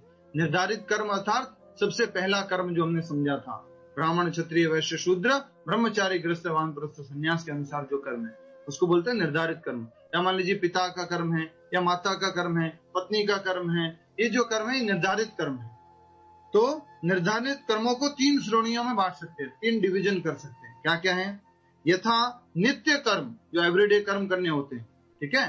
दूसरा आपातकालीन कर्म जो कि इमरजेंसी कर्म होते हैं। और तीसरा है इच्छित कर्म जो डिजायर करते हैं, हम इच्छा करते हैं कि ऐसे हमें करना है, ये हम करना चाहते हैं। समझ में आ गया आपको? हमारे को जो नित्य कर्म है, हमारे जो क्या कहते हैं निर्धारित कर्म है, निर्धारित असाइन ड्यूटीज, असाइन की गई ड्यूटी है, वो 3 तरह की हो सकती है। कौन कौन सी? एवरीडे की ड्यूटी, इमरजेंसी वाली ड्यूटी, और तीसरी कौन सी है? तीसरी कौन सी बताइए? हमारी खुद की इच्छा से जो करते हैं। इच्छा वाले कर्म जो हम इच्छा कर लेते हैं, मुझे ऐसा करना है, मुझे ऐसा बनना है, ये वाला कर्म। तो 3 तरह के निर्धारित कर्म हो गए। नेक्स्ट, नित्य कर्म फल की इच्छा बिना शास्त्रों के निर्देशानुसार सतो गुण में रहकर किए जाते हैं। तो नित्य कर्म जो है वो मैं कैसे करना चाहिए? शास्त्रों में बताए अनुसार। जैसे कि एक उदाहरण ले लेते हैं, कौन सा? सुबह जल्दी उठना चाहिए, रात को जल्दी सोना चाहिए। तो कहा जा रहा है नित्य कर्म फल की इच्छा के बिना शास्त्रों के निर्देशानुसार सत्व गुण में रहकर किए जाते हैं। और हम तो उठते ही किस में हैं? रजोगुण में उठते हैं, तमोगुण में सोते हैं, दिन भर तमोगुण रजोगुण में रहते हैं। तो कहा जा रहा है सत्व गुण में स्थित होकर हमें कर्म करने चाहिए। नेक्स्ट, फल युक्त कर्म बंधन के कारण बनते हैं, अतः ऐसे कर्म अशुभ है। हर व्यक्ति को अपने कर्म पर अधिकार है, किंतु उसे फल से अनासक्त होकर कर्म करना चाहिए। यहाँ पर एक बहुत अच्छी बात बताई है जो हम पहले भी बोल रहे थे। जो हमारा श्लोक है उसमें जो 4 बातें बताई है उसमें से सेकंड बात क्या थी? कर्म के फलों के तुम अधिकारी नहीं हो। कर्म के फल का अधिकारी हो, लेकिन तुम कर्म के फल से आसक्त नहीं होना है, अटैच नहीं होना। कई बार हम होते हैं ना, मेरा बेटा मेरी बेटी, मैंने उनको ये बोला था, उनको ये समझाया था, हमने बहुत मेहनत की थी, उनको ट्रेनिंग दी थी, लेकिन फिर वो ऐसा नहीं करते हैं तो हम क्या हो जाते हैं? दुखी हो जाते हैं। क्यों? क्योंकि हम आसक्त थे उनसे कि मेरे बेटे ऐसे ही करेंगे, मेरी बेटियां ऐसे ही करेगी, मेरे घर वाले, मेरे पति या मेरी पत्नी ऐसे ही करेंगे। वो आसक्ति फिर दुख का कारण बनती है। तो कहा जा रहा है कर्म कर दो, ड्यूटी कर दो। यस, बेटे को अच्छी एजुकेशन दिलानी है, मैं दिलाऊंगी, मैं पढ़ाऊंगी, मैं मेहनत करूंगी। उसके बाद भी वैसा रिजल्ट नहीं आता है या रिजल्ट कैसा भी आता है, मुझे उससे आसक्त नहीं होना है। ठीक है, नेक्स्ट,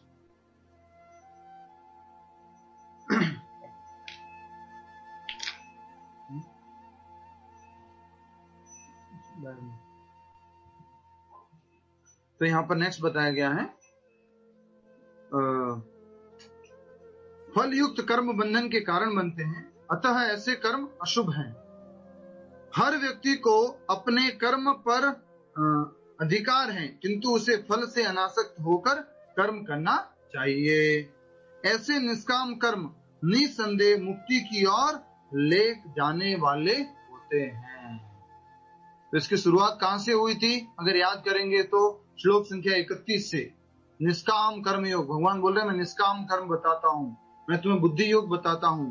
तो ये यहाँ पर बताया जा रहा है निष्काम कर्म योग।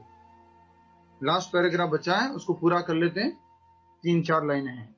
अतएव श्री भगवान ने अर्जुन को फलासक्ति से रहित होकर स्वधर्म के रूप में युद्ध करने की आज्ञा दी। भगवान ने बोला युद्ध करो कर्म के फल से आसक्त हुए बिना। कहां पर बोला था भगवान ने इस बात को? इस बात को भगवान ने बोला था कर्म के फल से आसक्त हुए बिना अपना कर्म करो। ये कहां पर बोला था? बताइए, कोई बता सकता है कौन सा श्लोक था? श्लोक संख्या 38 में बोला था भगवान ने, सुख या दुख, हानि या लाभ, विजय या पराजय का विचार किए बिना युद्ध के लिए युद्ध करो। ऐसा करने पर तुम्हें कोई पाप नहीं लगेगा। यही कहा जा रहा है, फल की आसक्ति से रहित होकर अपना कर्म करो। अर्जुन ये मत सोचो क्या होगा, किस पाप लगेगा, पुण्य होगा, लाभ होनी, हानि होगी, एंजॉयमेंट मिलेगा, डिस्ट्रेस मिलेगा, ये मत सोचो, अपना कर्म करो। उसका युद्ध विमुख होना आसक्ति का दूसरा पहलू है। युद्ध से वो विमुख हो रहा था, युद्ध नहीं करना चाह रहा था। उसका कारण क्या था? आसक्ति थी उससे। किससे? अपने एंजॉयमेंट से। अरे ये लोग मर जाएंगे तो मैं एंजॉय किसके साथ करूंगा?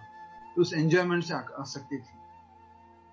ऐसी आसक्ति से कभी मुक्ति की प्राप्ति नहीं हो पाती है जब हम आसक्त रहते हैं।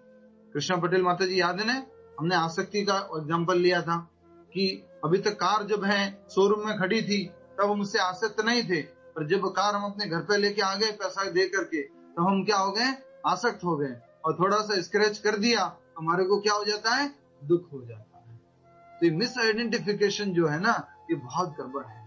तो उसके कारण हम आसक्त हो जाते हैं। पहले तो मिस आइडेंटिफाई करते हैं कि मेरी कार है, उसके बाद फिर उससे आसक्त हो जाते हैं, तो डबल गड़बड़ हो गया। तो अगर हम आसक्ति रखेंगे तो मुक्ति को नहीं प्राप्त कर सकते। क्यों नहीं प्राप्त कर सकते, थोड़ा सा बताइए कोई। अगर हम आसक्त रहेंगे तो मुक्ति नहीं मिल सकती, कैसे? जल्दी से बताइए।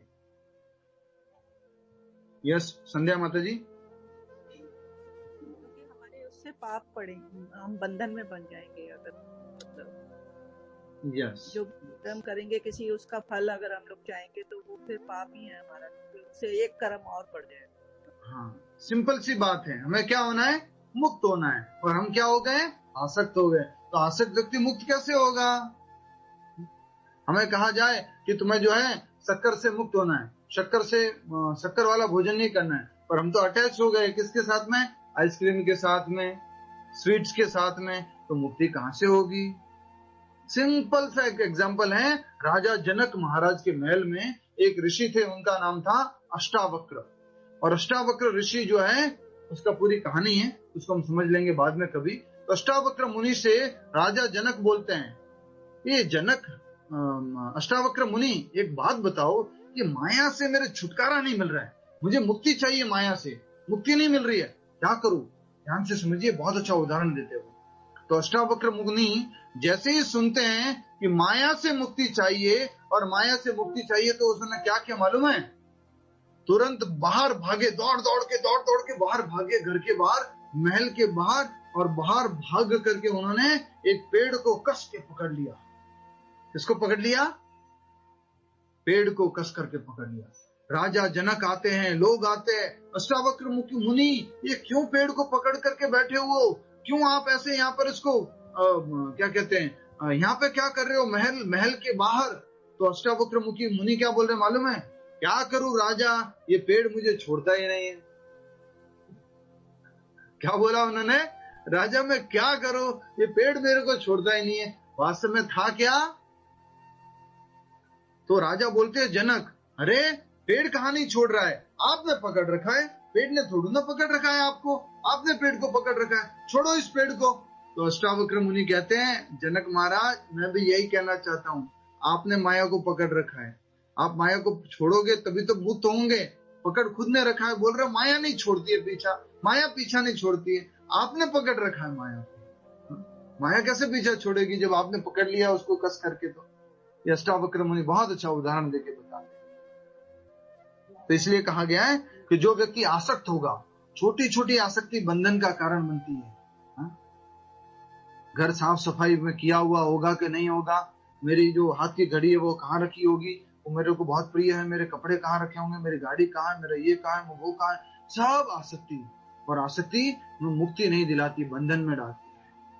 नेक्स्ट, आसक्ति चाहे स्वीकारात्मक हो या आसक्ति चाहे स्वीकारात्मक हो या निषेधात्मक, वह बंधन का कारण है। अच्छी आसक्ति हो या बुरी आसक्ति हो, पॉजिटिव आसक्ति हो या नेगेटिव आसक्ति हो, दोनों ही बंधन का कारण है। पाप हो या पुण्य हो, दोनों ही क्या है? बंधन है। कृष्ण पटेल जी, ये वाली बात आपको समझ में आ गई है? पाप हो या पुण्य हो, दोनों ही बंधन का कारण है। पुण्य भी बंधन का कारण है, समझ में आया हुआ है? पुण्य करेंगे तो क्या होगा? उसका फल भुगतने के लिए वापस आना पड़ेगा। कैसा फल होगा उसका? बहुत अच्छा फल होगा, अमीर परिवार में जन्म मिलेगा, बहुत बड़ा घर मिलेगा, स्वर्ग मिलेगा, तो पुण्य का फल है, उसको भुगतने के लिए भी आना पड़ेगा। पाप कर्म करेंगे तो नरक जाना पड़ेगा, उसका फल भुगतना पड़ेगा, वो भी बंधन है। अकर्म पापमय है। अब जो यहाँ पे अकर्म बात बताई जा रही है, मैं रिपीट कर रहा हूं, यहाँ पे अकर्म से मतलब क्या है? कर्म नहीं करना।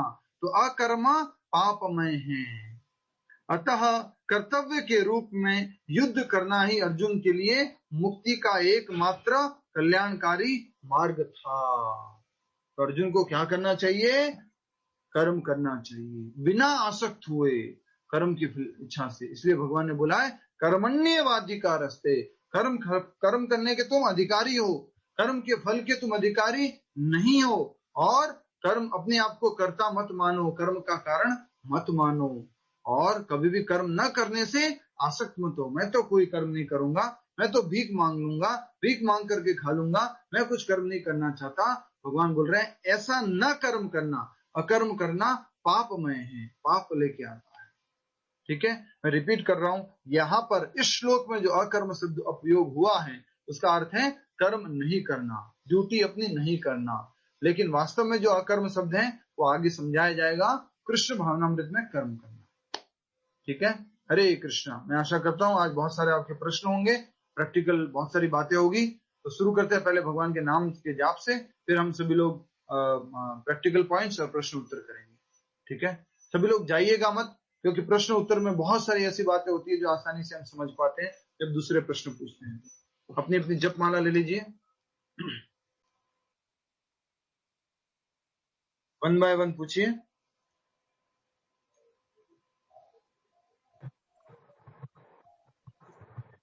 हरे कृष्णा प्रभु जी। हरे कृष्णा प्रभु जी, कर्म करते रहना चाहिए लेकिन फल की इच्छा नहीं रखनी चाहिए। हरि बोल, जय श्री राधा वृंदावन चंद्र की जय। हरे कृष्णा। हरे कृष्णा। हरे कृष्णा। कर्म करने चाहिए, फल की इच्छा नहीं करनी चाहिए, फल से आसक्ति नहीं करनी चाहिए। फिर गलत अंडरस्टैंडिंग, वही तुम बताना चाह रहे हैं कि इस भगवद गीता के श्लोक को गलत समझा जाता है। कर्म के फल से आसक्त नहीं रहना चाहिए और कर्म के फल का कर्ता अपने आप को नहीं मानना चाहिए। नेक्स्ट। हरे कृष्ण प्रभु जी। हरे कृष्ण। प्रकृति के 3 कर्म है, जो कर्म, एक कर्म है, दूसरा विकर्म है, तीसरा अकर्म है।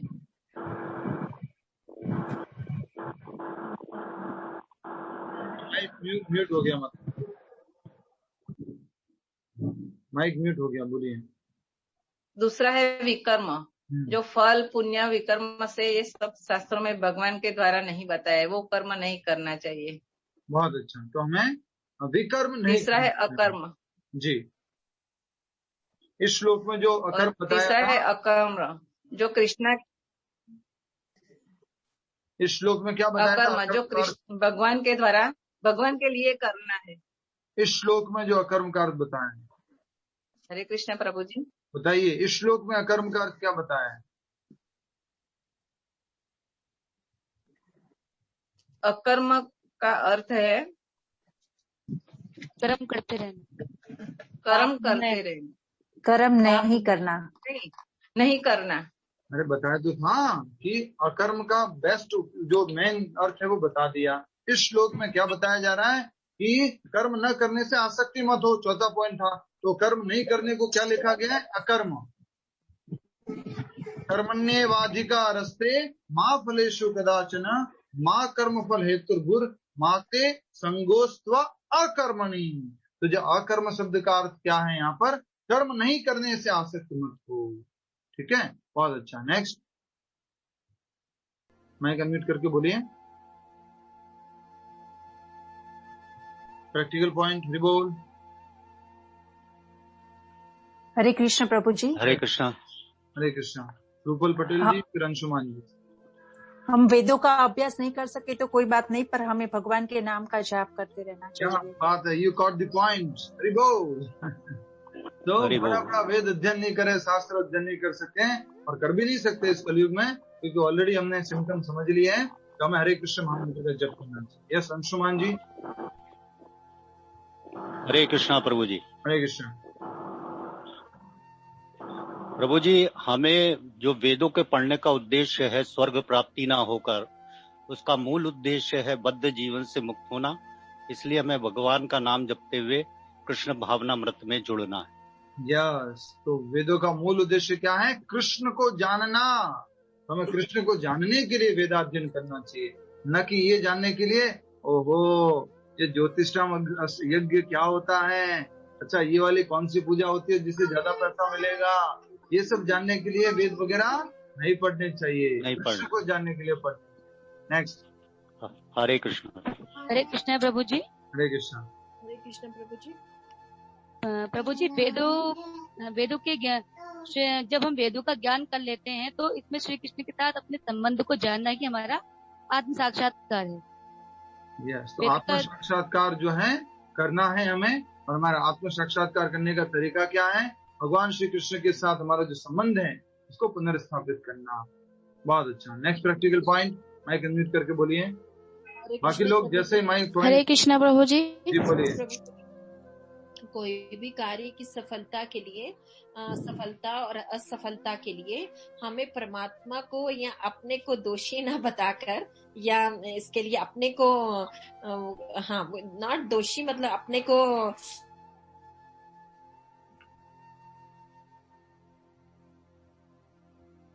बताइए।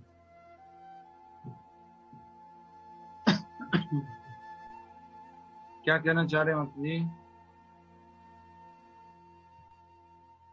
हरे कृष्णा, हरि बोल।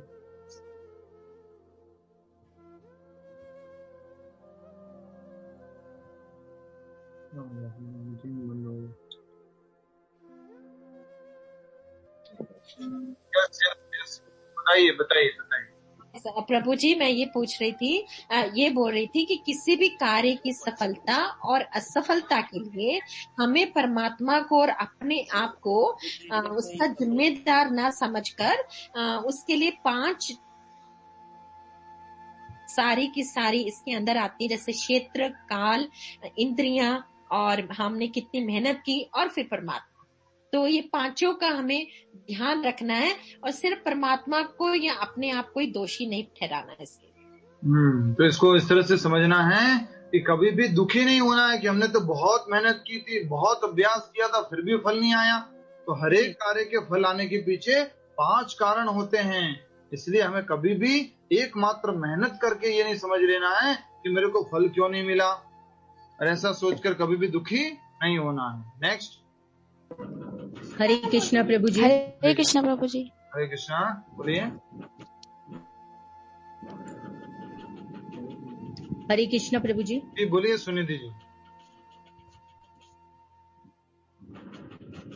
प्रभु जी, हम भगवान का जाप करके ही अपना आत्म साक्षात्कार कर सकते हैं।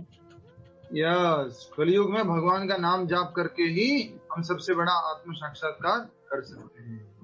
ठीक है, और उसको इस तरह से भी कहेंगे, वेदांतिस्ट बन सकते हैं। वेदों के सारे अर्थ को अगर हम जान सकते हैं भगवान का नाम जप करके। और भी 2-3 बातें थी जो पिछले वाले श्लोक में थी, कर्मण्यवादी का रस्ते वाले से पहले वाले श्लोक में। तो प्रैक्टिकल पॉइंट बताइए। नेक्स्ट, नवनीता जी बोलिए। हरे कृष्णा प्रभु जी। हरे कृष्णा। प्रभु जी, हमारा जो नित्य का कर्म है, जो डेली वर्क है, और शास्त्र के अनुसार ही करनी चाहिए, सत्वगुण में रह के करना चाहिए। हमें जो अपना नियत कर्म है, प्रतिदिन का कर्म है, वो सत्वगुण में स्थित होकर और शास्त्रों के अनुसार करना चाहिए। सुभाष खुराना जी, आपका क्या प्रैक्टिकल पॉइंट है? हरे कृष्णा प्रभु जी। हरे कृष्णा। क्या हम ये कह सकते हैं कि जस्ट लाइक ट्रैफिक लाइट जैसे होती है, उसमें हमें विकर्म को तो हम रेड बना देते हैं कलर, बिल्कुल नहीं करना, और कर्म और स्वकर्म को बनाते हैं येलो लाइट, और अकर्म को बनाते हैं ग्रीन लाइट। जब करते रहो और कृष्ण भावना में भावित होके भगवान का चैंटिंग करते रहो। थोड़ा सा इसको पूरी तरह से ठीक हो, पूरी तरह से इसको नहीं सेट कर सकते यहाँ पर। अच्छा, आपने ट्राई किया। नेक्स्ट, कोई और प्रैक्टिकल पॉइंट? मैं बताना चाहूंगी प्रभु जी कि आपने जो अष्टावक्र जी की कहानी सुनाई है, उससे हमें ये सीखने को मिला कि मोह माया को हमने जकड़ रखा है, मोह माया ने हमें नहीं जकड़ा। इसलिए भौतिक सुख साधनों के प्रति हमें आसक्त नहीं होना चाहिए। बहुत अच्छा। तो अष्टावक्र की कहानी से हमने समझा कि हमने माया ने हमें नहीं पकड़ रखा है, हमने माया को पकड़ रखा, फिर भी कह रहे माया पीछा नहीं छोड़ती, माया पीछा नहीं छोड़ती। बहुत अच्छा। नेक्स्ट।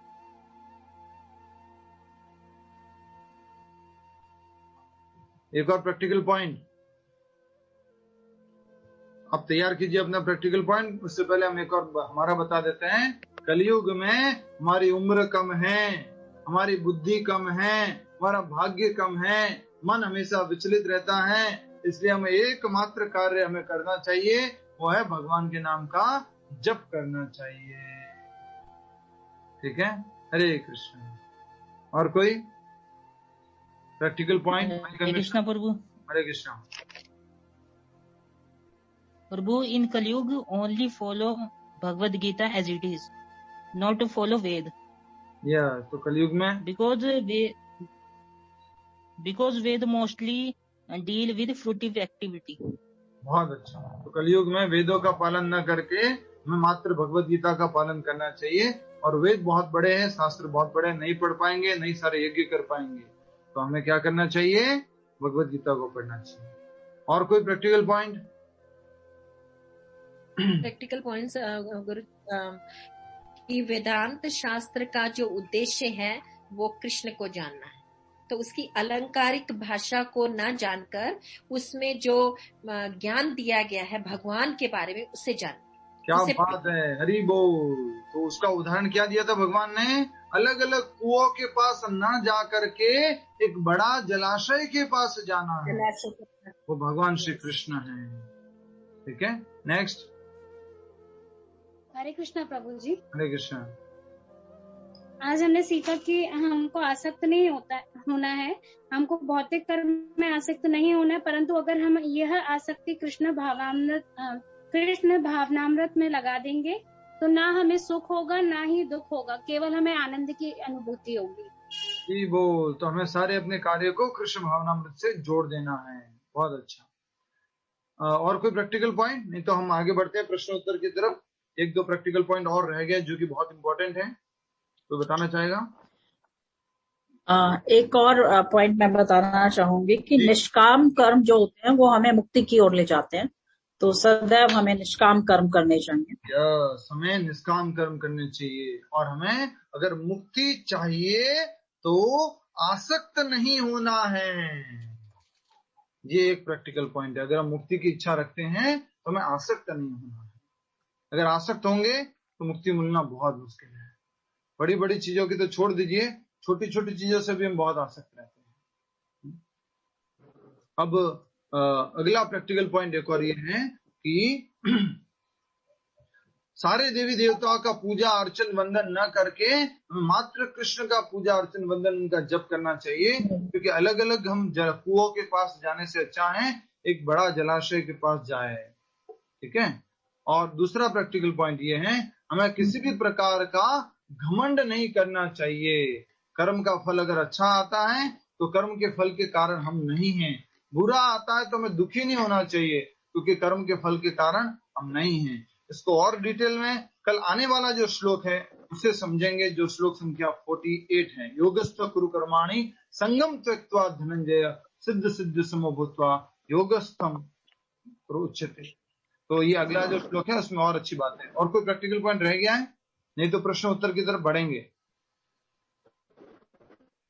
प्रभु एक प्रैक्टिकल पॉइंट रह गया है बोलिए। जो भी कर्म हम कृष्ण भावना में, हाँ एक प्रैक्टिकल पॉइंट रह गया है, जो भी कर्म हम कृष्ण भावनामृत में करेंगे उसका ना हमें पाप मिलेगा ना पुण्य मिलेगा और हमें सीधी मुक्ति मिलेगी।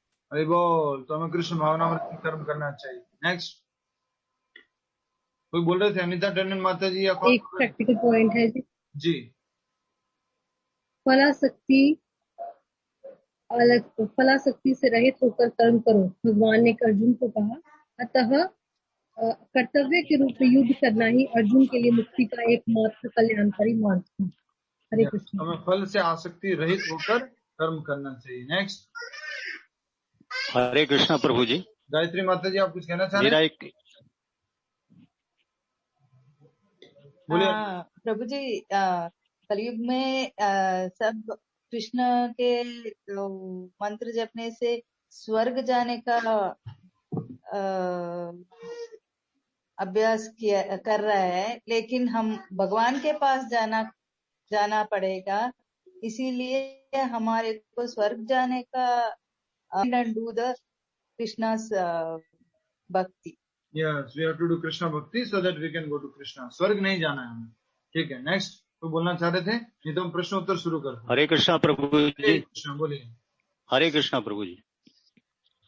प्रभु जी एक प्रैक्टिकल पॉइंट मेरा और है कि यदि कोई व्यक्ति यदि ये समझ रहा है कि मैं निम्न कुल में जन्मा हूं, तो उसके अंदर ये धारणा नहीं आनी चाहिए कि मैं आत्म साक्षात्कार मेरा नहीं हो सकता। यदि वो भगवान का निरंतर जप कर रहा है तो उसे भी आत्म साक्षात्कार के पद तक पहुंच सकता है। बहुत अच्छा, हरि बोल। और हम इसी पॉइंट का इंतजार कर रहे थे। ये बहुत महत्वपूर्ण बात बताई गई है। श्लोक में बोला गया है ना कि सारी जो हरे कृष्ण महामंत्र जाप कर रहा है उसका मतलब उसने सारे वेदों का अध्ययन कर लिया है, सारी तपस्याएं कर ली है, सारे यज्ञ कर लिए, सारे तीर्थ स्थानों का भ्रमण कर लिया है, सारी नदियों में स्नान कर लिया है, तब उसके जिह्वा पर हरे कृष्ण महामंत्र आता है। तो अगर कोई भी हरे कृष्ण महामंत्र जप कर रहा है इसका मतलब उसके ऊपर बहुत बड़ी कृपा है। ठीक है। और हमें किस रूप में लेना चाहिए? ये तो हमें गुरु जी की, प्रभुपाद जी की, भगवान की कृपा से हमें हरे कृष्ण महामंत्र मिला है।